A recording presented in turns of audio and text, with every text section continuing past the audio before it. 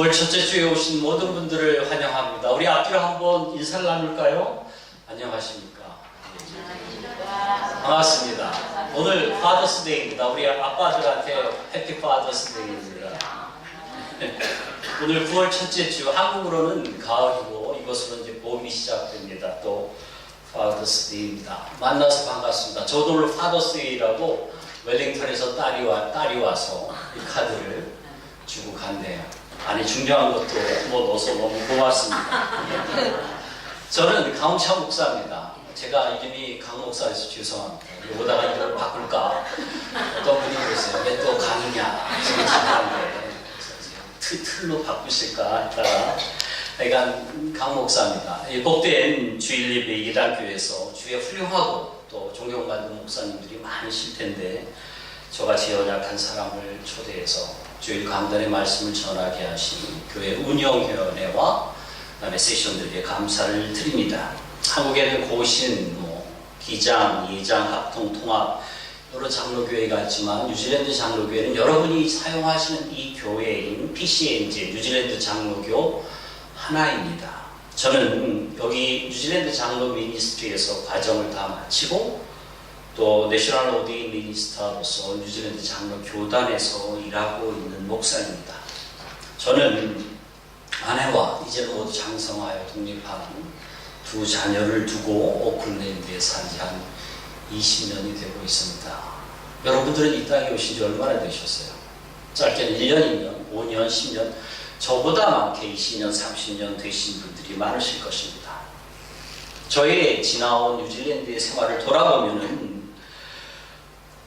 물론 하나님의 도우심과 인도하심이 결론적으로 감사함이 있지만 지나온 중간 과정들을 보면은 참으로 어려움과 순간순간 고난의 연속이었음을 고백할 수밖에 없습니다.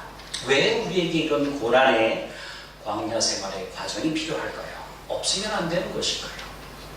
오늘 한 개인의 다윗의 광야 생활과 다윗과 같이 한 우리 공동체, 다윗 공동체에 관해서 말씀을 나누면서 이 하나님의 의도하심을 알아갔으면 합니다.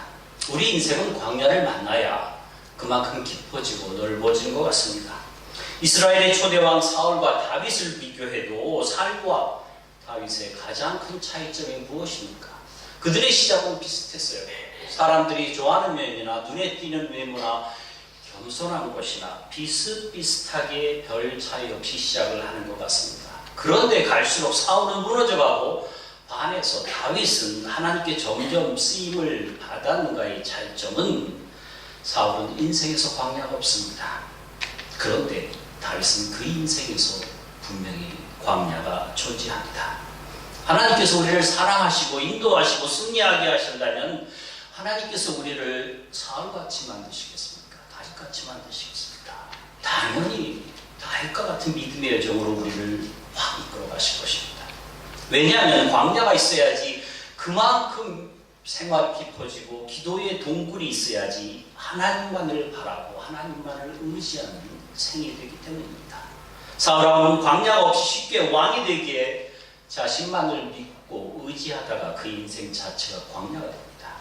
반면에 다윗은 광야에서 충분히 훈련받았기에 어디서건 하나님만을 바라보는 훈련이 되어서 물론 중간중간 넘어지는 사건들이 있습니다. 그러나 그것을 넘어서 시선을 하나님께 고정하고 하나님과 동행하는 인생을 살아가게 됩니다.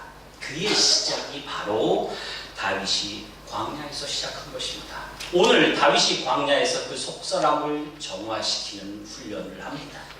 광야에서 하나님을 대면함으로 맑고 순수한 믿음의 사람이 되어갑니다. 오늘 사무엘상 22장은 다윗의 광야 생활의 본격적인 시작입니다. 우리도 고난 같은 이 광야 생활에서 과연 무엇을 배울 수 있겠습니까? 첫째로 그 광야에서 우리가 하나님의 음성을 들어야 한다는 것입니다. 오늘 본문 다윗의 광야 아둘람 굴은 광야 생활을 넘어서 보다 더한 의미가 있습니다. 다윗 인생의 터닝 포인트가 됩니다. 복음서에도 보면 예수님에 대한 터닝 포인트가 있습니다. 그것이 어디냐면은 가이사라 빌립보에서 제자들과 예수님이 대화하는 과정입니다. 너희는 나를 누구라 생각하느냐? 이런 저런 대화 중에 예수님이 질문합니다.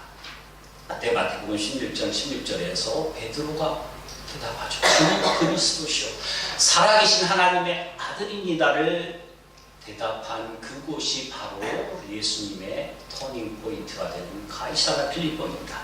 예수님께서 제자들에게 그가 누구인지를 분명히 확인시키고 난 후에 바로 거기서 일어나서 예수님이 예루살렘까지 진격하셔서 예수님의 후반부 그리스도의 사역, 십자가 사역, 구원의 사역을 이루어내는 후반부가 일직선상으로 진행이 됩니다. 예수님의 사역의 갈림길이 가이사랴 필리포인 것처럼 다윗의 일대기에서 전환점이 되는 게 바로 오늘 아둘람 동굴입니다. 아둘람 동굴 이전에 다윗은 그냥 도망자의 신분입니다. 사울의 신하로 사울의 사위로 그냥 쫓기다가 아둘람 동굴에서부터 한나라의 왕으로의 자격을 갖추어 나가기 시작합니다. 자기 사람들을 모으고 하나의 세력이 되어서 여기서부터 헤브론까지 이스라엘 왕으로 진격하는 과정을 보여주고 있는 것입니다. 다윗이 왕으로의 출발이 바로 광야의 아둘람 굴입니다. 이 아둘람 굴은 궁이 아닙니다. 아무것도 없는 백 상태입니다. 철저히 빈손이 되게 하십니다. 우리도 그럴 수가 있습니다. 하나님께서 지금 우리에게 가지고 있는 모든 것들을 비우게 하시고 빈손이 되게 하신 것은 바로 하나님께서 우리와 대면하셔서 일하실 때가 되신 것입니다. 하나님께서 우리에게 원하시는 원래의 바른 모습이 되게 하셔서 새롭게 나가게 되는 출발 포인트가 되게 하십니다. 그러니 우리가 하나님의 음성을 들어야 합니다. 1절로 다시 한번 볼까요? 1절 봅니다. 그러므로 다윗이 그것을 떠나 아둘람 굴로 도망하며 그의 형제와 아버지의 온 집이 듣고 그리로 내려가서 그에게 이르렀고, 그렇게 말씀하시죠. 이전에 다윗은 이런 모습이 아니었어요. 다 골리앗을 물리치고 이스라엘에 떠오르는 스타로 영웅으로 승승장구한 사람입니다. 그 당시 이스라엘의 칭송이 뭐냐면 사울은 천처죠, 다윗은 만만이로다의 칭송이었어요. 이 노래가 그 당시에 인터넷 실검 1위 곡입니다. 여러분, 오빠 부대가 그를 스토킹하듯 따라다니고 생각해 보십시오. 다윗이 가는 곳마다 사람들이 박수치고 노래소리로 대단하다고 하고 인터뷰하자고 하고 화보 찍자고 하고 우리 예능 프로에 다음 주에 나와달라고, 당신 때문에 우리의 미래가, 우리의 나라가 기대된다면 그가 어떻게 하나님 음성을 들었겠습니까? 과장된 자기 모습에 자신도 취해서 하나님의 음성과 능력보다는 자기 외도치에 빠진 사울과 같은 사람이 되었을 것입니다. 그런데 하나님께서는 그것으로 인하여 그가 사울에서 쫓기는 사람으로 목숨을 거는 쫓기는 방랑자로 만들어 버리십니다. 자신의 절대 후원자가 절대 악자가 되어서 그를 쫓아다닙니다. 도망의 위기 중에 살려고 블레셋으로 갔지만 블레셋에서도 골리앗을 죽인 영웅을 살려둘 수 없다고 그를 추격합니다.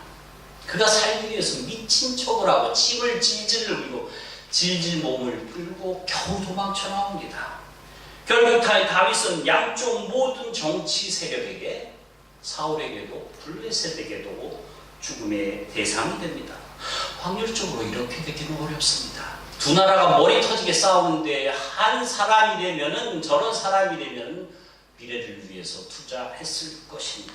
그런데 모두에게 죽음과 미움의 대상이 됩니다. 왜 이런 상황을 하나님께서 만드십니까?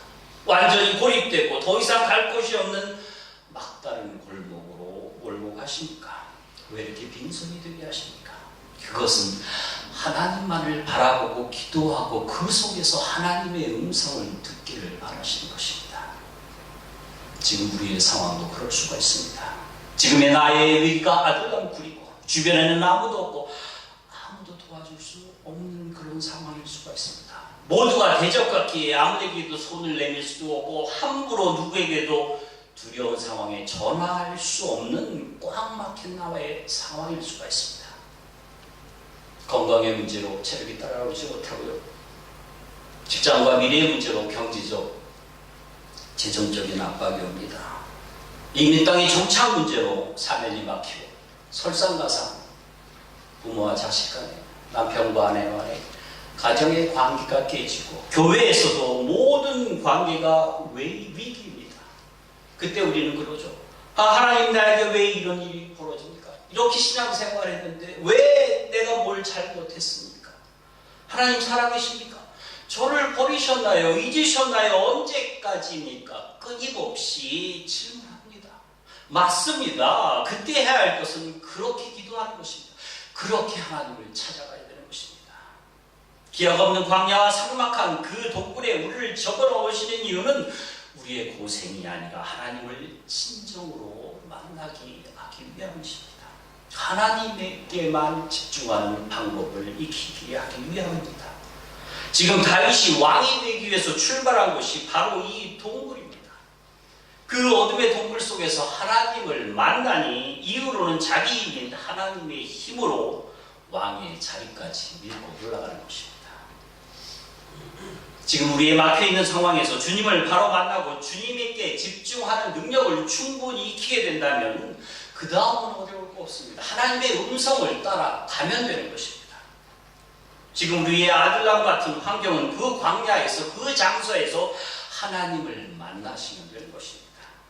그 안에서 하나님의 음성을 내 안에 충분히 채우게 되면 그 다음은 주님과 함께 승리의 행진을 경험하게 되는 것입니다.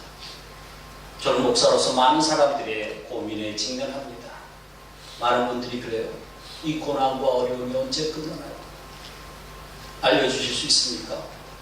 제가 어떻게 대답해요? 갑자기 상황이 다른데. 그러나 분명한 성경의 원리는 그렇습니다. 그곳에서 하나님을 만나면 상황은 고난은 끝이 납니다. 물론 상황과 환경은 변하지가 않아요. 그러나 하나님께서 그 상황과 환경을 이기실 능력을 부어주셔서 손으로 강제로 들고 나가십니다. 그래서 없게 만드십니다. 광야의 아들나무는 없다의 체험입니다. 아는 사람도 없고 돕는 사람도 없고 재정도 바닥이 났습니다. 괜찮습니다. 없어도 됩니다. 있으면 오히려 더 큰 문제가 됩니다. 우리가 황폐하여야 주님 앞에 나가고 무릎을 꿇습니다. 없게 만드시니 바로 하나님 능력의 시작입니다.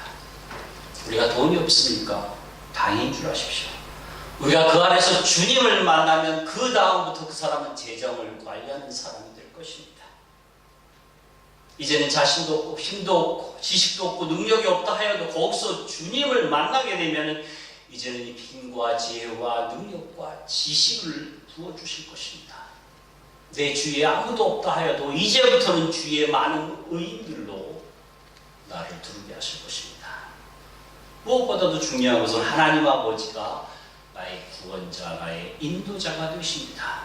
그러니 그 상황 속에서 하나님의 말씀을 들어야 되고 하나님을 만나야 됩니다.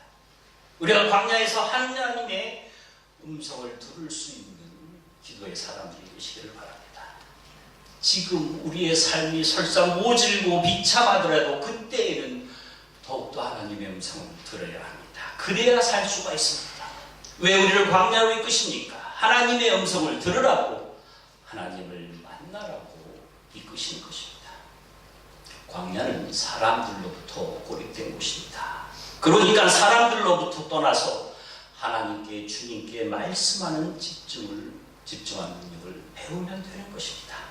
그러면 그 다음은 분명한 승리의 전진입니다. 지금도 나 자신이 고난 가운데, 고독 가운데, 환난 가운데, 고민 가운데 계시다면 그만큼 하나님의 음성을 들을 가능성이 높아진 것입니다. 광야에서는 어디를 봐도 지루한 곳입니다. 그러니 오로지 주님께 집중하고 주님만을 생각하고 주님만을 바라볼 수 있는 공간이 됩니다. 바로 축복의 공간이 됩니다. 지금 나의 고난의 중심부에서 하나님만을 생각하시고 진정으로 그분을 만나시고 그의 음성과 동행하시므로 생명으로 피어나시는 주의 음성에 민감한 하나님의 사람들이 되시기를 바랍니다. 두 번째로, 또 하나는 우리가 광야에서 배울 수 있는 것은 인간관계의 폭을 그만큼 넓힐 수 있다는 것입니다. 광야는 고독한 곳이기에 광야에서 또 만나는 사람들이 있습니다. 들리는 하나님의 말씀이 있기에 그 하나님의 말씀을 따라 모이는 교회 공동체가 있기에 그렇습니다. 아들람 공동체에 모인 사람들의 면면이 어떤지를 다시 한번 보겠습니다. 2절을 다시 한번 읽을까요? 2절 우리 같이 읽겠습니다. 시작. 환난당하는 모든 자와 빚진 모든 자와 마음이 원통한 자가 다 그에게로 모였고 그는 그들의 끄트머리가 되었는데 그와 함께한 자가 400명 가량이었더라. 광야에서 보인 400명들을 보면 환난당한 자, 빚진 자, 원통한 자들이라 합니다. 여러분, 이런 사람들을 우리가 생각하기에 정상이 아닌 사람들인 것 같습니다. 이 정상이 아닌 사람들이 모이기 시작했다는 것입니다. 우리가 알듯이 다윗이 골리앗을 물리치고 이스라엘의 떠오르는 영웅으로 올라갔다는 사람, 많은 사람의 칭송을 받았던 스타였던 사람이 그 당시에 이런 사람들을 만날 필요가 있었을까요? 그럴 필요 없습니다. 왜 만납니까? 안 만납니다. 그런 사람들 볼 필요도 없습니다. 그렇게 상대도 안 할 사람들이 본인이 쫓겨다니고 아래로 내려가니까 선택이 없이 모두 만나게 됩니다. 이런 사람들이 모이는 것 자체가 고마울 것입니다. 그러니 환난당하면 어떻고, 비침은 어떻고, 원통하면 어떻고, 마음이 찌어지면 어떻습니까? 모두들 받아들이게 됩니다. 자기 취향대로 선택하고 자기 기준에 맞춰서 좋아하던 사람만 교제하던 사람을 광야에 들어서면 사람에 대한 취향이 사라집니다. 그냥 사람이면 됩니다. 결국 사람 자체를 좋아하게 됩니다. 그러므로 광야에서는 사람이 귀한 것을 배우게 됩니다. 사람이 고마운 것을 배우게 됩니다. 만약 오늘 아침 예당교회에 모인 여러분들의 특징을 제가 이렇게 얘기한다면 어떠시겠습니까? 여기 모인 분들이 환난당한 자들이고 빚진 자들이고 또 원통한 사람들이라면 여러분들 인정하시겠습니까? 감사합니다. 아니면 별로 기분이 안 좋으시겠습니까? 그러나 저는 이 말씀을 사람의 가면을 벗은 순수한 사람들이 모였다고 생각하는 것이 좋을 것 같습니다. 우리 가운데 솔직히 얘기합시다. 어디 온전한 사람이 있겠습니까? 그 속을 들여다보면 나고자이고 패배자이고 맨날 상처받았다 하고 상처 준 사람은 있는데 영어도 제대로 못하는 이 땅에서 사회 부적응자들 같습니다.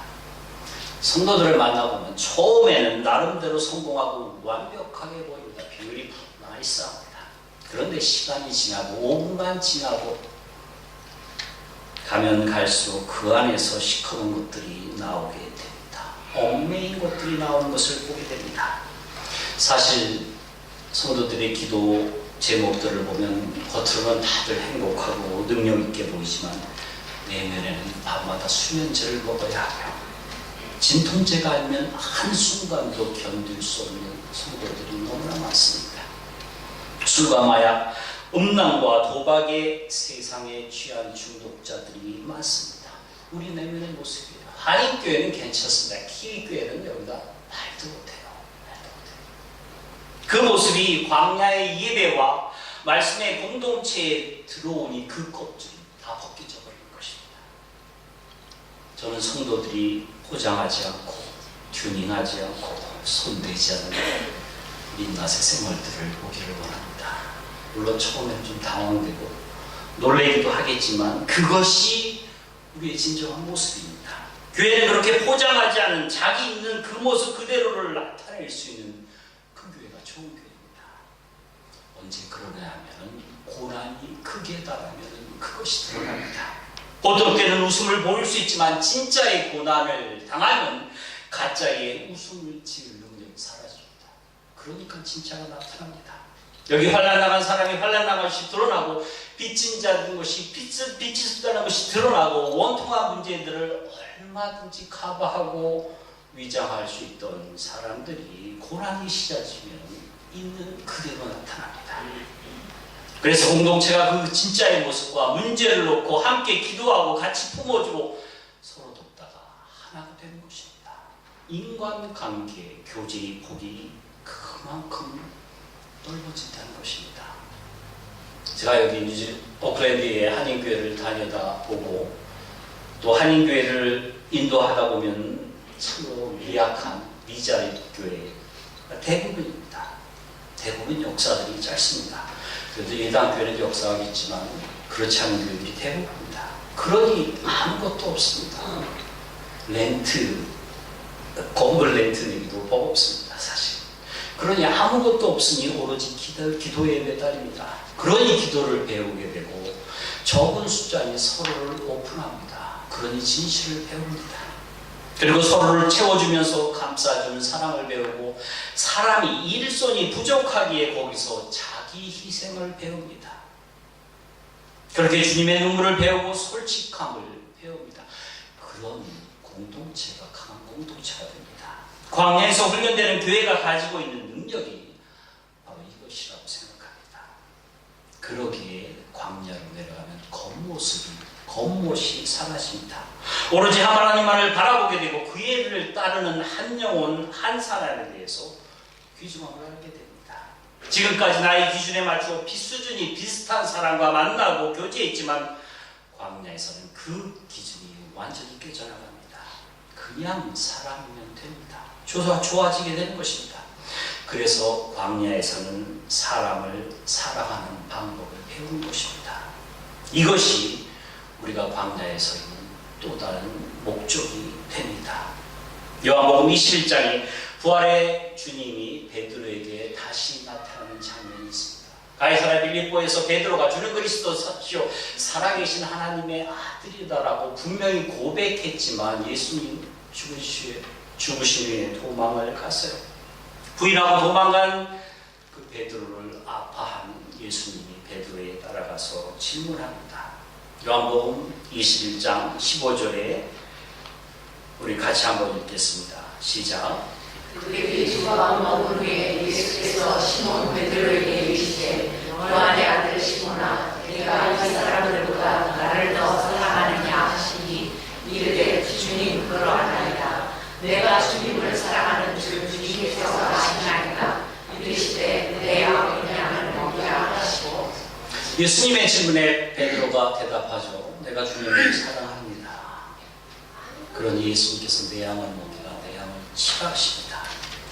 우리가 그래도 주님을 사랑하지 않습니까?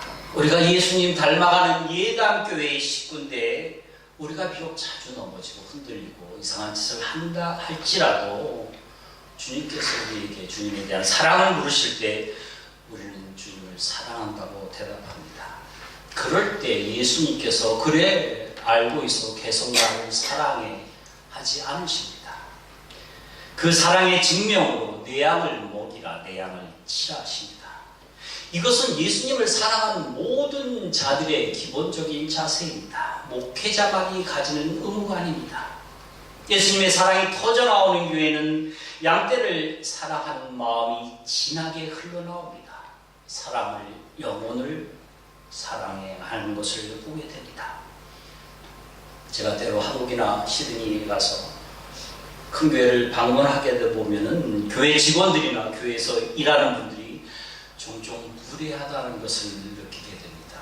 물론 따뜻한 남쪽 나라에서 꼬질꼬질한 10년, 20년 된 옷을 입고 오니까 난민으로 생각할 수도 있지만 기업이나 회사에서 보이는 군림하는 가슴 아픈 모습입니다. 여러분 잘나고 똑똑한 사람들은 세상 어디를 받아도 대우를 받습니다. 교회 공동체에서까지 그런 것을 따라할 필요는 없을 것입니다. 연약하고 소외받고 눈물 흘리는 사람들을 덮어주고 품어주고 안아주고 이해할 줄 알아야 합니다. 이것이 바로 교회 공동체입니다. 예수님께서도 그 사랑을 우리에게 요구하십니다. 먹이고 보살피기를 원하시는 것입니다. 광야에서 바로 그 마음을 배우는 것입니다. 다윗이 광야의 아둘람 동굴에서 그 환난당하고 비치고 원통한 자들을 만나고 이해하고 그 속에 있는 다른 모습을 보게 됩니다. 우리를 바로 그런 광야로 이끌으시는 이유는 그런 사람들까지도 진심으로 받아들이고 먹이고 보살피게 하시어서 같은 하나님의 작품들로 빚어가는 영성을 기르기 위함입니다.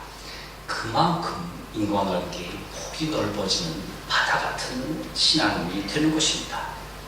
결국 다윗이 연약한 아들랑 공동체와 함께 일하는 법을 배우게 하시어서 하나님의 뜻하심은 공동체가 하나 되어 함께 어울려서 하나님의 뜻을 이뤄나가는 것입니다.